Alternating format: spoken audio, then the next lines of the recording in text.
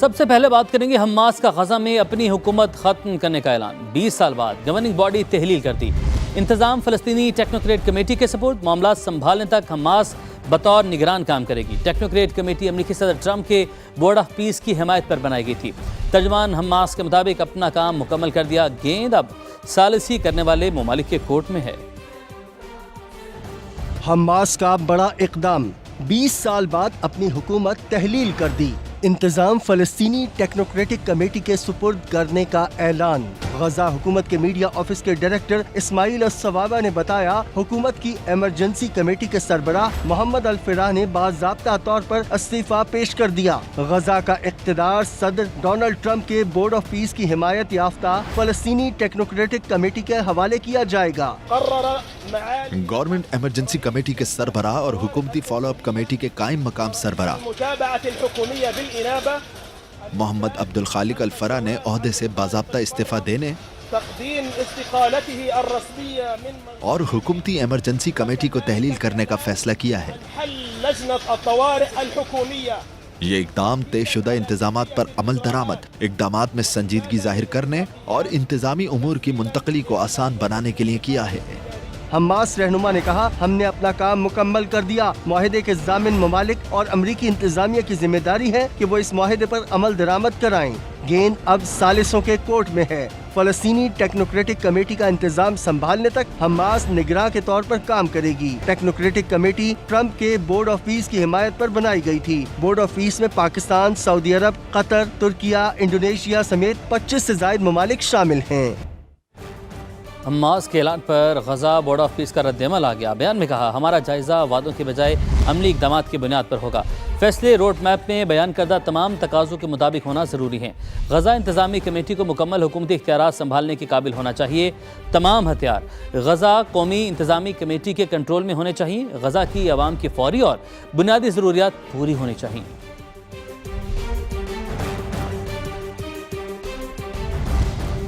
Gaza board of peace صہیونی جارحیت ختم کرنے اور تباہال علاقے کی ازسر نو تعمیر کی نگرانی کے لیے بنایا گیا۔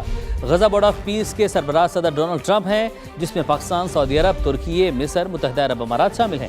انڈونیشیا، قطر، ازبکستان، ہنگری، ارجنٹائن سمیت دیگر ممالک بھی شامل ہیں۔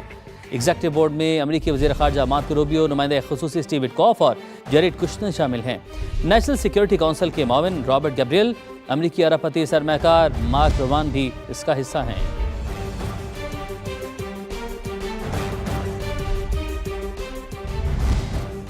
دیگر خبریں شامل کرتے ہیں۔ سندھو پر سودا کرنے کو تیار نہیں، جنگ لڑنا پڑی تو لڑیں گے۔ پی پی چیئرمین بلاول بھٹو کا بھارت کو دو ٹوک پیغام۔ گلگت بلتستان میں خطاب کے دوران کہا، انڈیا پانی کو پاکستان کے خلاف بطور ہتھیار استعمال کر رہا ہے۔ سندھ تاسک معاہدے پر کوئی سمجھوتا نہیں کریں گے۔ گلگت بلتستان اور آزاد کشمیر کے عوام کو عبوری حق کے حاکمیت دینے کا مطالبہ۔ کہا، کچھ جماعتوں کا الیکشن میں حصہ نہ لینے کا فیصلہ افسوسناک ہے۔ پی پی چیئرمین نے گلگت بلتستان میں ساتھ دینے پر وزیراعظم اور آئی پی پی کا بھی شکریہ ادا کیا۔ مودی کو بتانا چاہ رہا ہوں، ہم جانتے ہیں آپ کا سازش کیا ہے، آپ کا سازش ناکام ہوگا۔ جنگ میں ہمارا افواج نے، ہمارا ایئر فورس نے، اس ملک نے آپ کو تاریخی عبرتناک شکست دلوائی۔ وہ انڈس کو، سندھو کو ایک ہتھیار کے طور پہ پاکستان کے خلاف استعمال کرنا چاہتے ہیں۔ سندھو پہ سودا کرنے کے لیے تیار نہیں ہے۔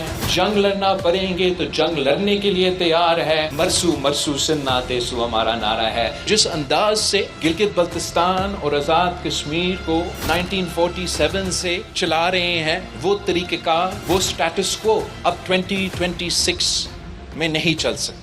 بری طور پہ ہمیں حق حاکمیت گلگت بلتستان اور آزاد کشمیر کو دینا پڑے گا۔ آئینی حقوق دلوانا پڑیں گے۔ یہ پرانی تنخواہ پہ آزاد کشمیر اور گلگت بلتستان کے لوگ چلنے کے لیے تیار نہیں۔ نیشنل فائنانس کمیشن میں، کاؤنسل آف کامن انٹرسٹ میں آپ کو آزاد کشمیر کو اور گلگت بلتستان کو بٹھانا پڑے گا۔ مجھے بہت افسوس ہو رہا ہے کہ کچھ جماعتوں نے یہ اعلان کیا کہ وہ انتخابات میں حصہ نہیں لیں گے۔ آپ حصہ لو۔ وزیر اعظم شہباز شریف صاحب کا شکر گزار ہوں، جس نے پاکستان پیپلز پارٹی کا مینڈیٹ تسلیم کیا، اور پھر جو آئی پی پی کے جماعت وفاق میں ان کا شکر گزار ہوں کہ انہوں نے بھی پاکستان پیپلز پارٹی کے ساتھ دیا۔ सिंतास माहिदे के तहत पाकिस्तान का पानी पर हक बरकरार, हर कीमत पर तहफ़्फ़ुज़ करेंगे। वफाकी वज़ीर इत्तलात अता तारड़ का एक्स पर पैगाम, कहा इंडिया का माहिदा मुअत्तल करना अक़वाम मुत्तहिदा के असूल की खिलाफ वर्जी है। भारतीय इक़दाम की कोई कानूनी या इखलाकी हैसियत नहीं। मोदी सरकार को सिंतास माहिदे पर शर्मिंदगी का सामना है।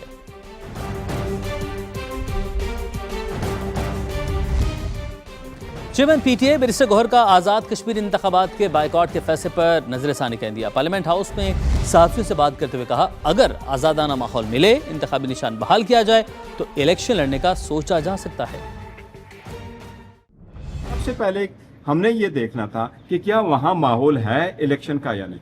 अब जो बॉयकॉट का फैसला ये बिल्कुल है, लेकिन देखो सियासत में कोई हर पे आखिर नहीं है, रिव्यू भी हो सकता है प्रोवाइडेड वहाँ के हालात चेंज हो। अगर वहाँ के हालात चेंज हो गए, हमें वो माहौल मिला जो मिलना चाहिए, हमारा निशान रिस्टोर हो गया, हमारी पार्टी को इजाज़त मिली, हमारी लीडरशिप को इजाज़त मिलेगी, हमारे लोगों को ये नहीं होगा कि उनको उठाया जाएगा, उनको ये नहीं हो जाएगा, उनको फोर्स किया जाएगा, उनकी लॉयल्टियाँ चेंज होगी, इसलिए फिर हम ज़रूर करेंगे। अब आपको बताएं कि सदर मुमलिकत आसिफ अली जरदारी किर्गिस्तान के 4 रोज़ा सरकारी दौरे पर रवाना। तर्जमान दफ्तर खारजा के मुताबिक दौरे की दावत किर्गिस्तान के हम मनसब ने दी।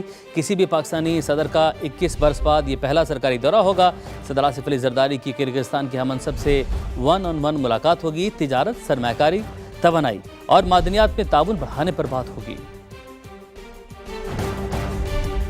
सरफराज बुगटी की सदारत में इजलास हुआ। हन्ना उड़क में दहशत गर्दों के खिलाफ सैनिटाइजेशन ऑपरेशन शुरू करने की मंजूरी दी गई।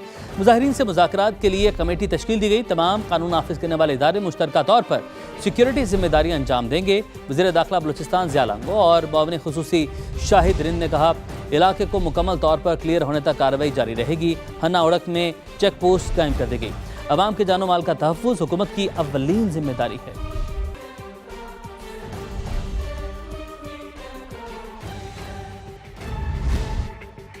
अब आपको बताएं कि सऊदी कंपनी अरामको का एशियाई सार्फिन के लिए तेल की कीमतों में बड़ी कमी का ऐलान। ब्लूमबर्ग के मुताबिक अरब लाइट खाम तेल की कीमत अगले माह $11 फी बैरल कम कराए। साबिक सदर ने चेहरे पर मास्क भी नीचे किया हुआ था। अमेरिका और इसराइल ने ईरान पर हमले के पहले रोज अहमदी निजाद के घर को भी